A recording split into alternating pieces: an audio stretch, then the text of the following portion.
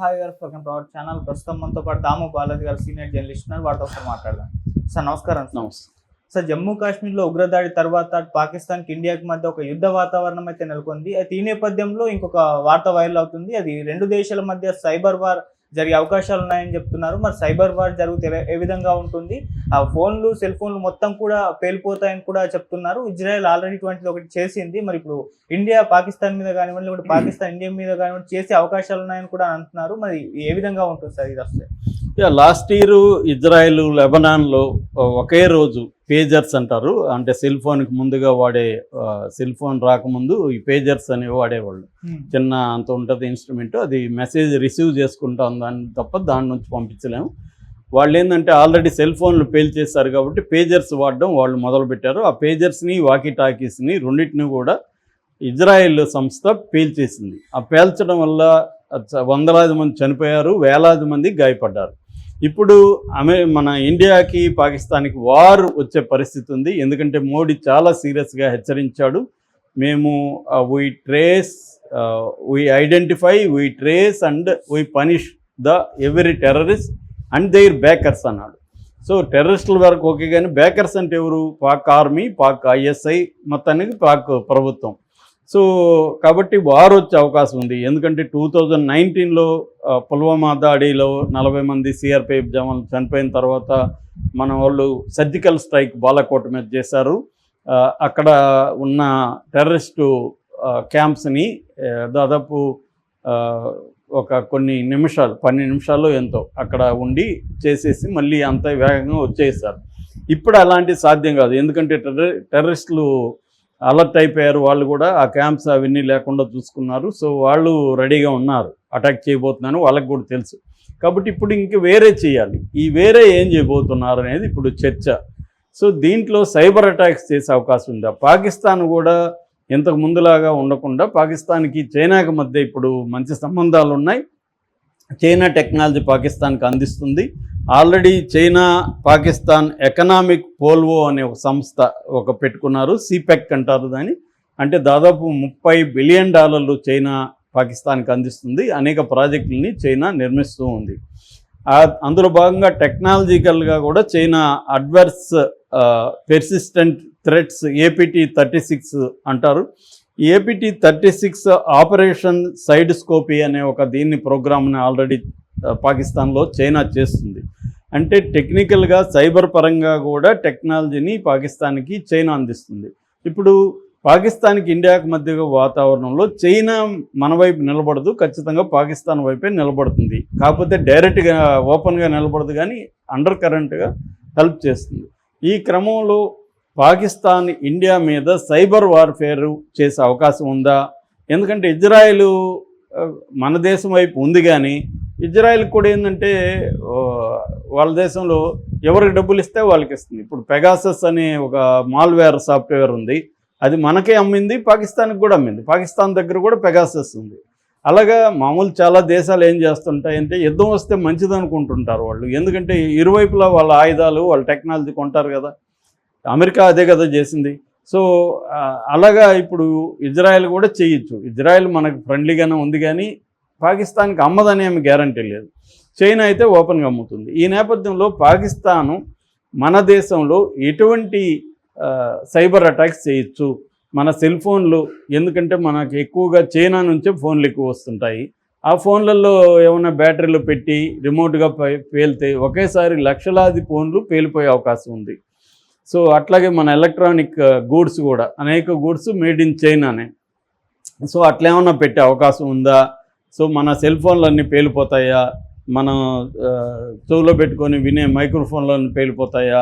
ఇలాంటి డౌట్లు అయితే చాలామందికి వస్తున్నాయి. ఇది సాధ్యమా కాదా? అసలు సైబర్ వార్ ఎలా ఉండొచ్చు అనేది మనం చెప్పుకుందాం. సైబర్ వార్ ఎలా ఉండొచ్చు అంటే, number 1 fishing emails, fishing techniques అంటారు. అంటే మన ఈమెయిల్స్ని, మన వెబ్సైట్లని వాళ్ళు ఆక్యుపై చేసి ఫేక్ వెబ్సైట్స్ని క్రియేట్ చేయడం ద్వారా ఫిషింగ్ ఈమెయిల్స్ని చేసి వాళ్ళు అటాక్ చేయొచ్చు. దీన్ని రివర్స్ ర్యాట్ 2.0 అని ఒక సాఫ్ట్వేర్ ఉంది. రివర్స్ ర్యాట్ అంటే అర్థం రిమోట్ యాక్సెస్ ట్రోజన్స్ అంటారు. సో ఇది ఒక పద్ధతి. రెండో పద్ధతి మాల్వేర్ అండ్ ర్యాట్ అనమాట. అంటే పెగాసెస్, జెనో ర్యాట్ అంటారు, స్పార్క్ ర్యాట్ ఉంది, కర్ల్ బ్యాక్ ర్యాట్ ఉంది. ఇలాంటి ప్రోగ్రామ్స్ ద్వారా మాల్వేర్స్ని మన సిస్టమ్స్లోకి పంపించి మన సిస్టమ్స్ని హ్యాక్ చేయడం అనేది చేయొచ్చు. అంటే అక్కడ స్టేట్ గవర్నమెంట్ వింగ్స్లు చేస్తారు. అట్లాగే యాక్టివిస్టులు అంటారు. యాక్టివిస్టులు అంటే హ్యాకర్స్ని యాక్టివిస్టులు అంటారు అనమాట. హ్యాకర్స్ కమ్ యాక్టివిస్టులను కలిపి యాక్టివిస్టులు అంటారు. అలాంటి వాళ్ళు కూడా పాక్లో బాగానే ఉండారు.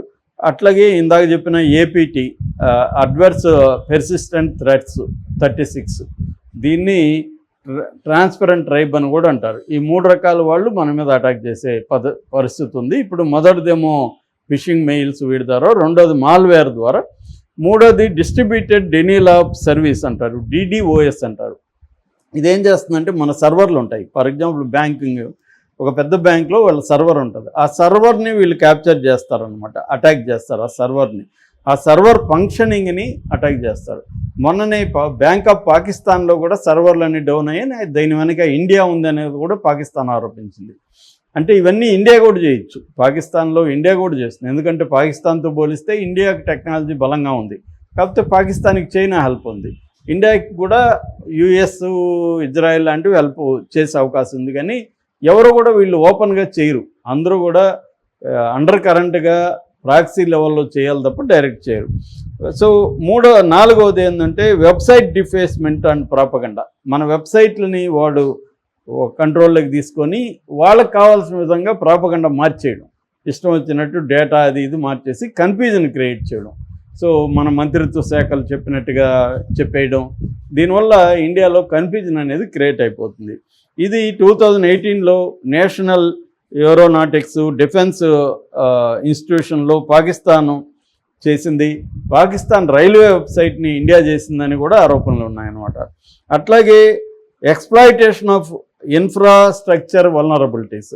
ఆల్రెడీ మనకేందంటే డీటెయిల్ పబ్లిక్ ఇన్ఫ్రాస్ట్రక్చర్ అంటారు, డిపిఏ అనేది విపరీతంగా పెరిగిపోయింది. ఈ నోట్ల బ్యాన్ తర్వాత డిజిటైజేషన్ మనకు పెరిగిపోయింది. వాళ్ళ భిక్షగాళ్ళు కూడా UPI పేమెంట్లు స్కాన్ చేయండి సార్ అంటున్నాడు.